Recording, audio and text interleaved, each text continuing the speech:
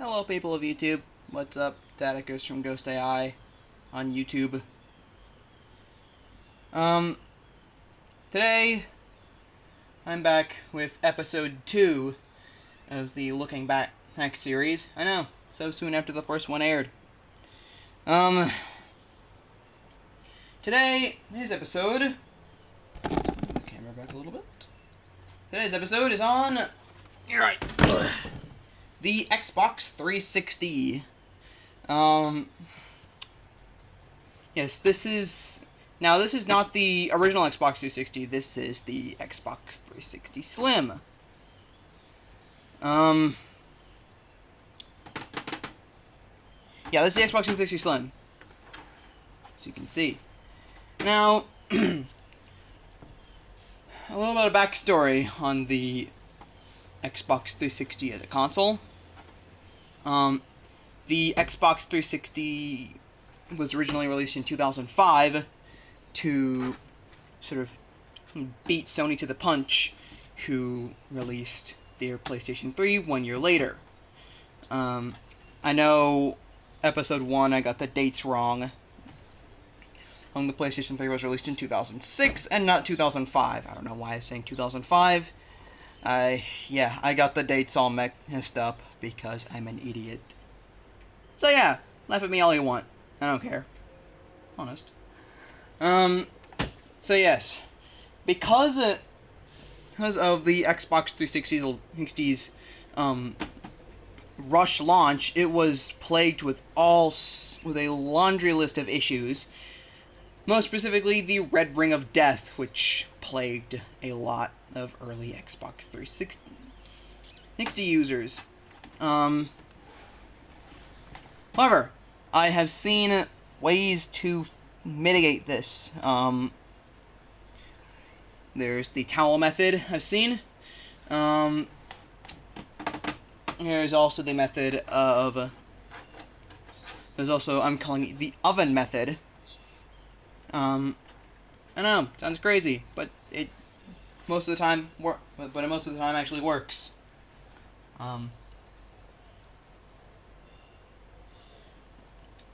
Yeah. So, basically, how the oven method works, or what you do, is you completely take apart the console. And then after that, you put the motherboard or put the logic board in the oven and put it on high 350. And what this does is, yes, you can also use a blow dryer, which in fact, I would recommend using a blow dryer instead of an oven. You see how the oven method works is you disassemble the console completely, put the logic board in the oven, put it on 350, and what this does is the oven will basically reflow the solder onto the components where it is broken off, which sometimes works and sometimes doesn't. It just all depends.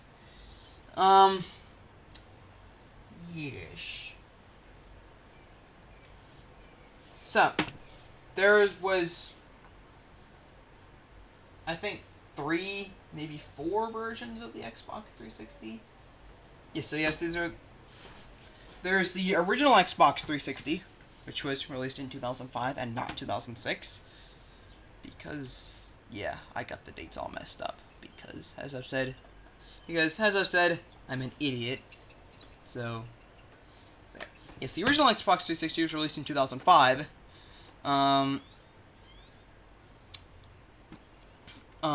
Which was really... It was originally released with 2 models, one with a hard drive and one without the hard drive. To my knowledge, the one with the hard drive was slightly more expensive. Why? I'm not sure, but Microsoft, what are you gonna do? Then in 2008, the Xbox 360 Elite was released, which sort of solved all the issues of the original, except not really. And it came in a new color, which is black. You just remember the original Xbox 360s came in white, except for the special edition consoles, which came in, different colors depending on the game.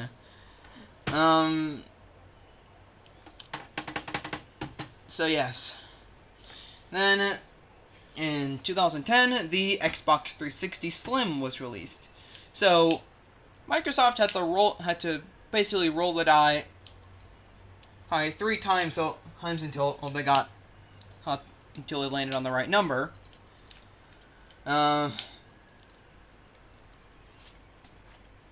So yes.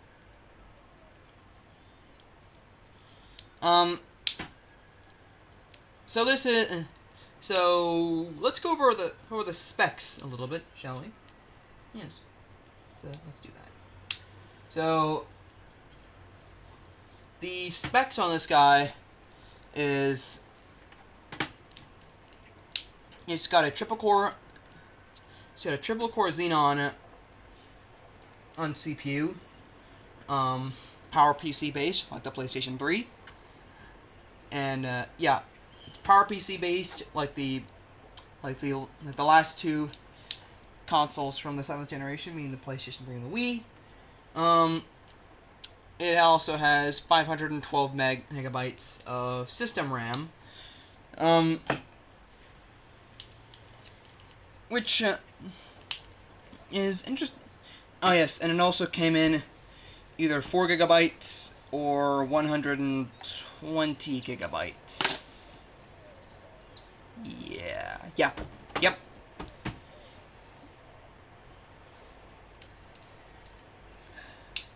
I forgot what I was going to say.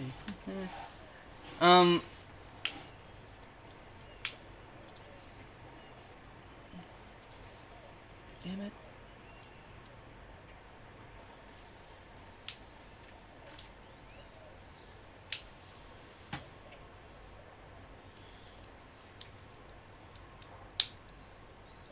I forgot.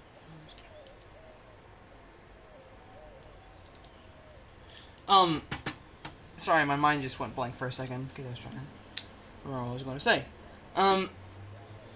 One thing that was interesting about the Xbox 360 was despite the fact that the 360 had much lower specs to the PlayStation 3, and higher specs than the Wii. For the time, most of the games that were released for the 360 did a really good job optimizing the games for the lower spec hardware. Most of the games ran at a very smooth, consistent frame rate. Again, despite the lower spec hardware, which I thought was really good.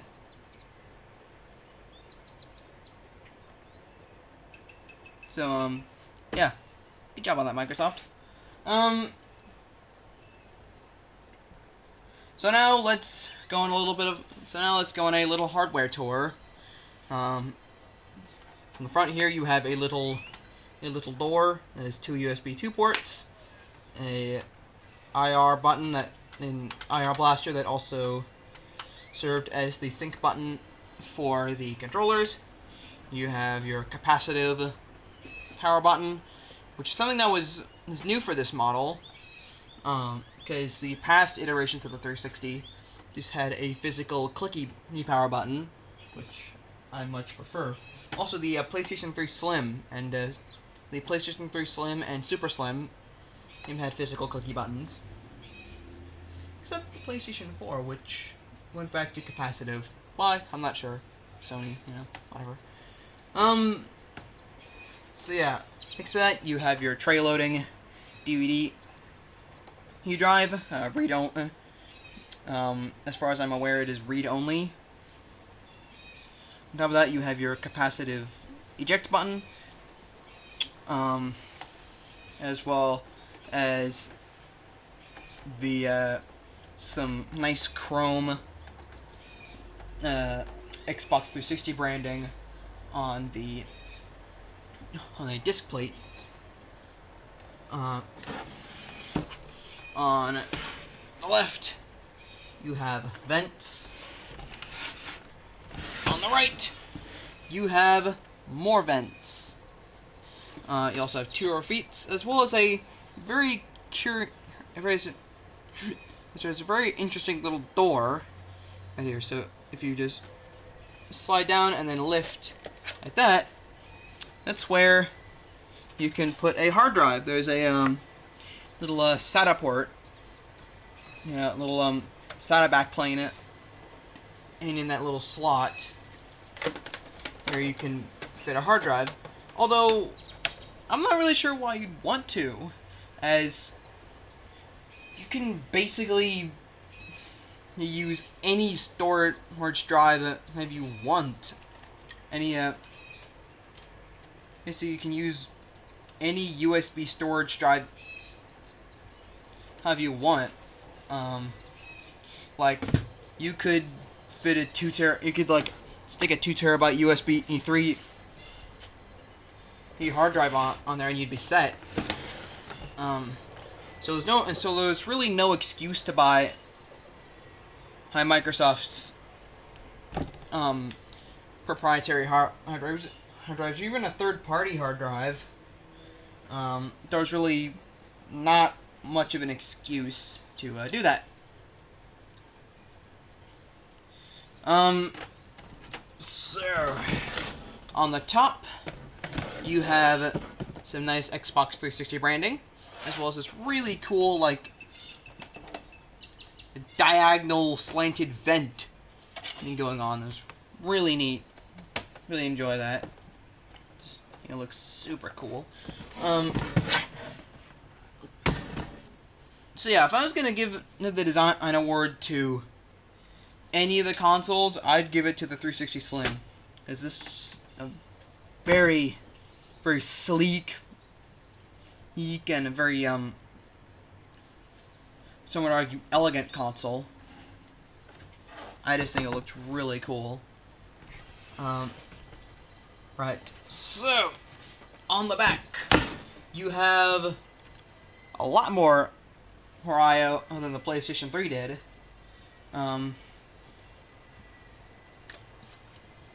So going from left to right, or right to left, you have your Kensington lock, your power, your AC power in, information like the serial number and IP address and stuff like that, so I'm going to just kind of cover that up. You have your optical audio, SPDIF, if out, AV multi-out, HDMI, USB aux port for the Kinect, as well as Ethernet, as well as 3 more USB E2 ports. So this thing has more USB E2 ports than the PlayStation 3 and Wii, because those only have 2 USB 2 ports. This has 5. So yeah, that's one thing that the 360 got right. It's got more USB E ports than the PlayStation 3 and Wii. So make of that what you will. So now let's talk about the controller, if I can find it.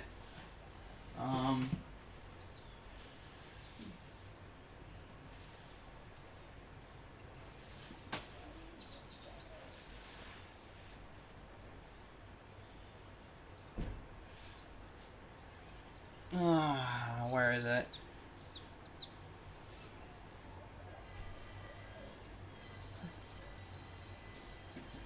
Alright, give me a second, guys. I will try and find the controller.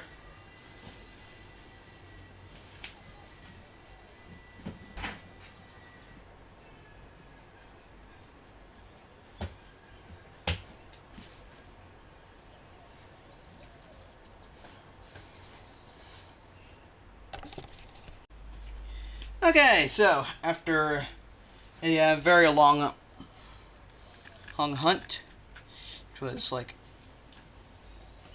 a minute for me and a couple seconds for you guys.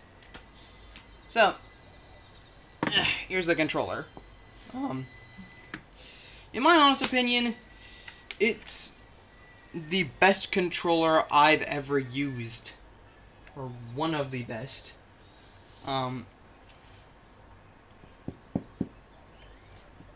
I just love this controller.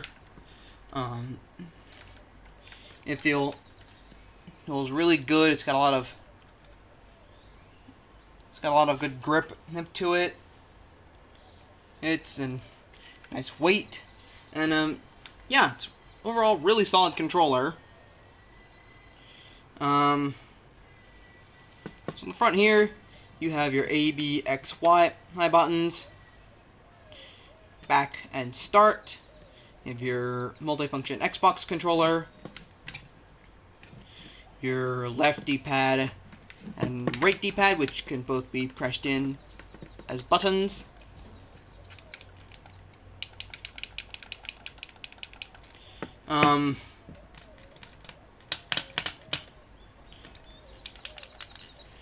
Let's see. You have your left and right. Alright, you have your left and right bumper buttons, as well as your left and right trigger buttons.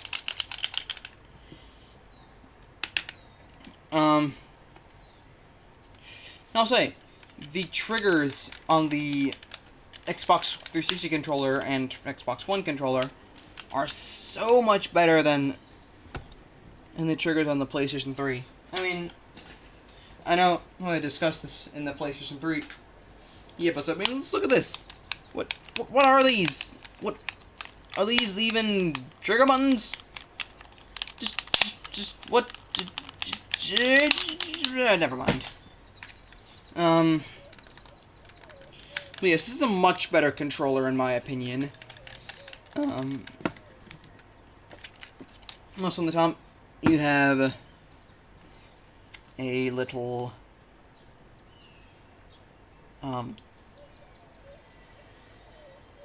you have the connector for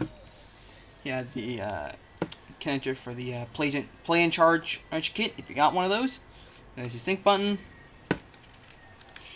Well, here you have the 2.5mm headset jack, as well as expansion, and so you could put you could plug in a headset to this, or the chat keyboard, which I should really get, but I don't have one. I'll probably get one pretty soon. So, however, one of the downsides of this controller is it uses batteries. This might be an upside to some people, but it's a downside for me. That's one of the things that the 360 that Microsoft didn't get right. I mean, why didn't you just copy what Sony was doing and just make the controllers rechargeable? I mean, geez, maybe Microsoft had to deal with the battery companies or something. Well, that's just my guess. So yeah, that's the controllers. Really good, except it uses AA batteries, which is not so good. Another thing that's not so good is one of the peripherals that was shipped with the Xbox 360 in later years. That is the Kinect. This thing is... How shall I put this? It's awful. It's terrible. it's terrible.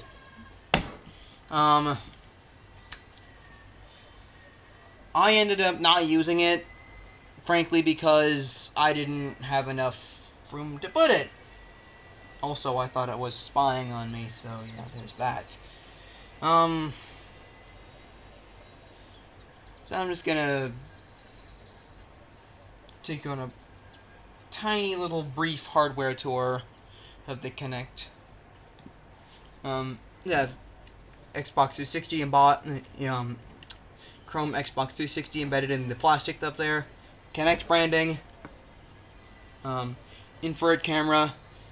Standard, like, SVGA. Video camera, laser rangefinder. Vent. Base with a little motor. And so it can, like, tilt up and down and stuff like that. And, cord. Also, it had this as its connector. It's like a weird, non-standard USB thing.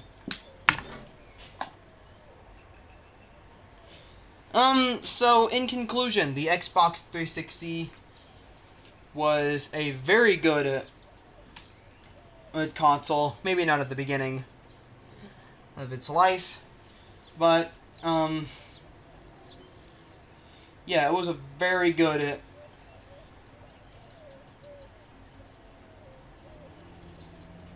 system. It's actually a lot of gamers and YouTubers that just got their start on the 360. So it's a very influential console. And also it has a huge, massive library of games available for it, as well as especially that, but new games are coming out for the 360. Yeah, which might not be the case very soon. Now with Microsoft, I'll still trying to shove the Xbox One down our throats. So yeah.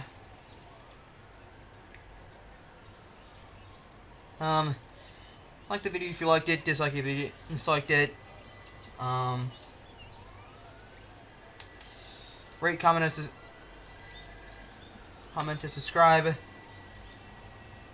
And I will see you guys next time. Peace, guys.